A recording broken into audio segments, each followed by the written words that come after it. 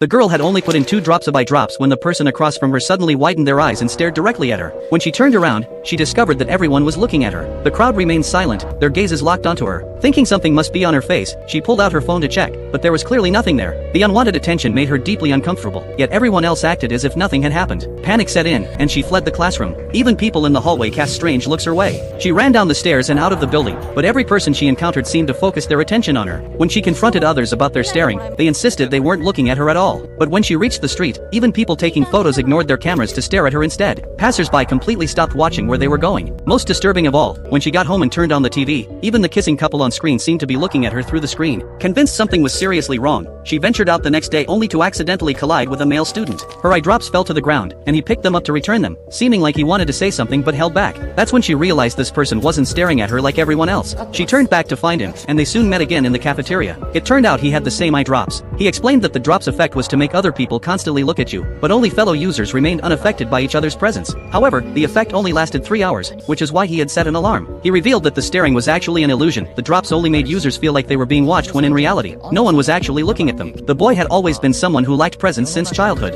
After using the drops, he finally felt like the center of attention. He had grown to love this feeling and planned to keep using them indefinitely. The girl, however, didn't see the point. But that evening when she returned home and greeted her mother's attention remained focused on her book, completely ignoring her daughter. The girl had long grown accustomed to this treatment. She had once had a younger sister whom their mother doted on while neglecting her older daughter. One day, when the girl was trying to get her mother's attention by doing somersaults, her sister accidentally fell from a slide. Their mother blamed herself terribly and also blamed the girl for seeking attention instead of watching her sister. From that day forward, their mother treated her with cold indifference while mourning her deceased daughter every day. Remembering the eye drops, the girl applied 2 drops to her eyes. As the liquid slipped into her eye socket, her mother emerged from her room and, for once, looked at her, even offering to cook fish for dinner. Only then did the girl understand the drops' true value. It had been so long since her mother had paid her any attention. For someone who was easily overlooked like herself, perhaps the drops really could bring about change. The girl gradually began enjoying this feeling, which made her more confident. Her mother started cooking for her daily, and she learned to set her own alarm. The girl became increasingly dependent on the eye drops, and the mother-daughter relationship improved dramatically.